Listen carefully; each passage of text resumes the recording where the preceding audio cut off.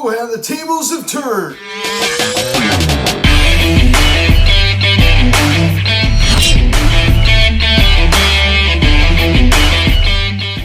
What is going on, everybody? Welcome to Phillies Social Media. Today we're going to cover tonight's game between the Philadelphia Phillies and the San Diego Padres as the Phillies defeat the Padres by a final score of 3-0 as they lose 3-0 in the first game of the series and they come back and win by a final score of 3-0 in the second game. I guess I'm freaking in this video. Please subscribe if you have not yet. Please show your bell. Please like this video, comment on this video, share this video, and let's get into this. This video is also brought to you by All Things Phillies. All Things Phillies provides a daily video of highlights from the game, so please go and subscribe to his channel. Link in the description section.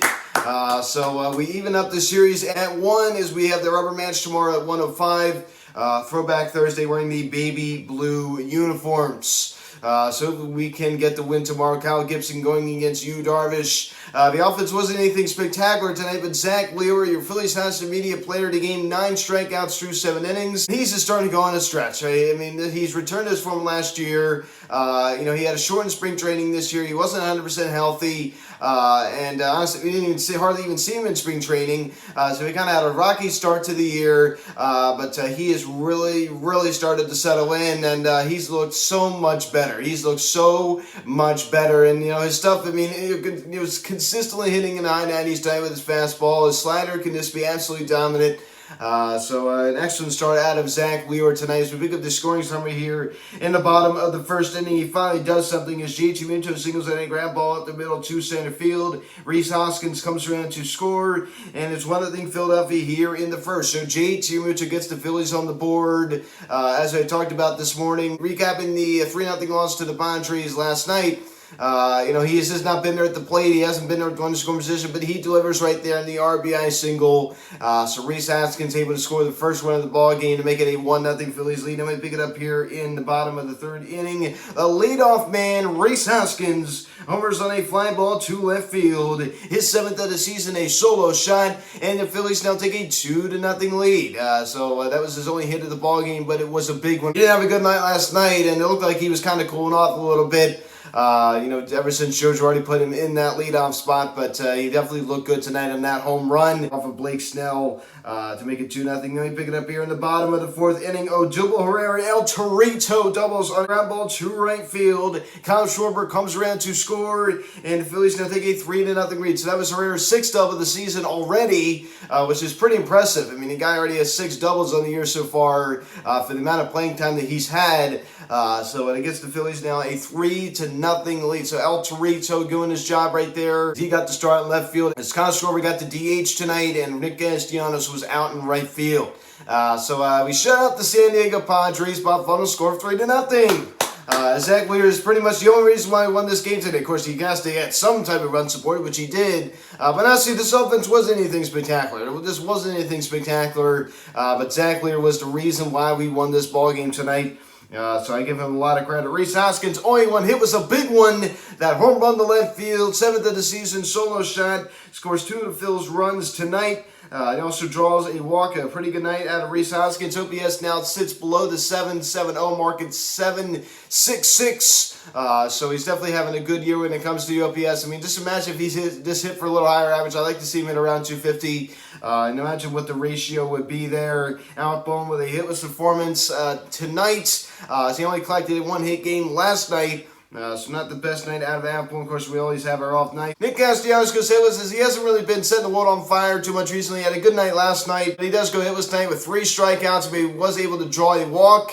So that was nice to see out of him, but I mean, not much out of him other than that. Gene Segura bats cleanup. I mean, Joe Girardi, I mean, what in the world? I mean, you're batting Gene Segura cleanup. I mean, he puts him in the 4-hole. Why?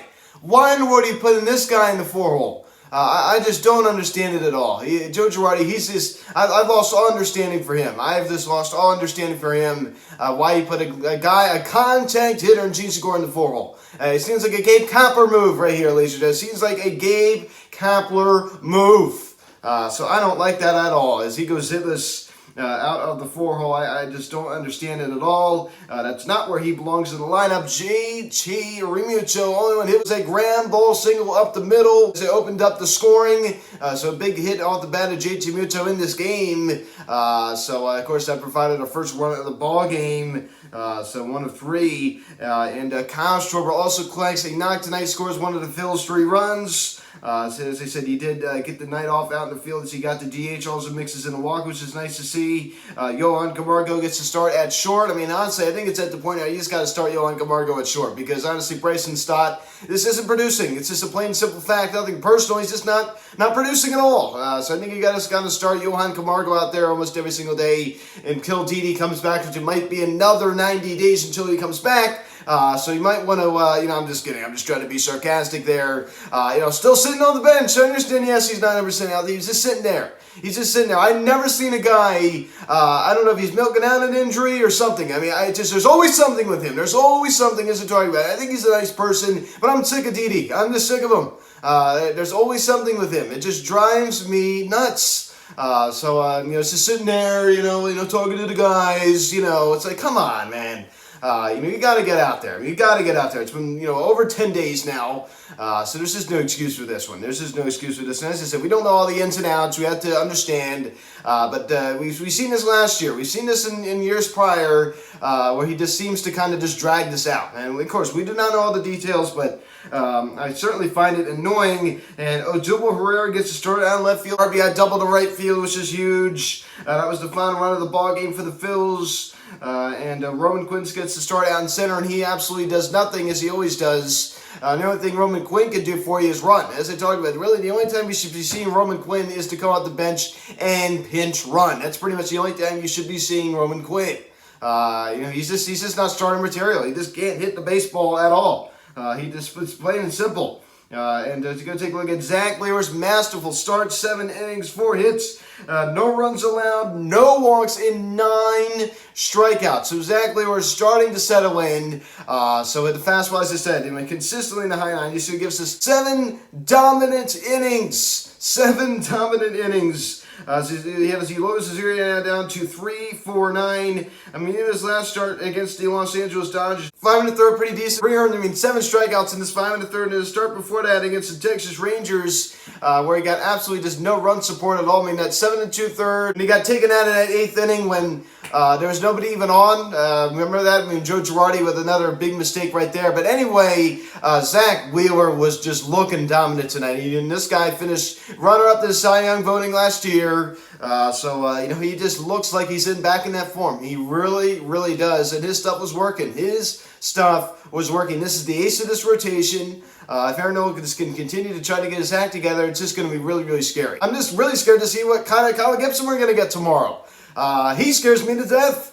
I don't know what in the world we're going to see out of him tomorrow. I just have no idea. Jose Alvarado, solid inning there in the 8th inning, thank God. You never know where you're going to get out of him. 2 strikeouts, and Corey Knebel comes in and gets to save his 8th of the season. As I did hear a little boos. I did. I'm not going to lie. I don't think some of the fans were happy as I am for him blowing that lead on Sunday. Getting smacked with a blown save, well deserved. But he was able to hear the cheers as he slammed the door for his 8th save of the season. Hopefully he can get back on track. As I talked about, I don't really have the best, taste in my mouth about Corey Knebel since that heartbreaking 8-7 loss against the Mets almost 2 weeks ago. I think it's definitely time to move on from that, but you can't forget it. So Zach Wheeler, the starting pitching was definitely there tonight, so the tables have turned, right? We lose the first game 3-0, and then we come back and win the second game 3-0. So how do you like that? Getting a little revenge tonight. So that certainly feels good. So a 105 first pitch for us to talk about. You Darvish, I'll be there for the Throwback Thursday games. We're going to be wearing the baby blues. Kyle Gibson with a 3-1 record, a 4.10 ERA. His last start in Los Angeles, not very good. 3 2/3, 8 hits, 6 earned, 1 walk in, 1 strikeout. He was absolutely terrible. And then the one start before that against the Mets at home, 6, solid innings. I mean, only allowing 6 hits, 2 earned. So he's just very, very unpredictable. He's so unpredictable. He has grab ball type stuff. So hopefully the defense is good tomorrow.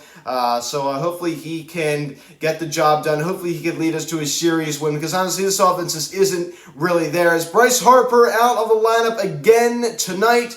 As there is some team news, as he did visit the Phillies doctor today, and he was informed that he cannot throw for at least the next 6 weeks. Oh my goodness gracious, that really, really hurts. So Bryce Harper shut down from throwing for at least the next 6 weeks. We remember hearing about a week or so ago about how he can't throw for the next 4. So he's definitely not going to be out there until at least mid-July. I mean, that's pretty much at least for me. I mean, I understand that that's, farther out of that 6-week window, but I think they're just going to be totally overly cautious with him. And then partly I understand it 100%. But to get him back in the lineup, I mean, I understand he's still sore from that PRP injection he got prior to Sunday's game, but put him back in the lineup. I mean, I want to see him back out there tomorrow. He had an off day on Monday. Of course, it was a team off day. He had an off day yesterday, and he's had an off day today. He had an off day Sunday when he did receive the injection prior to the game. I mean, come on. I mean, our offense, I understand we did win tonight, but our offense really hasn't been great over these past 2 games, so put him back in the lineup. Put him back in the lineup.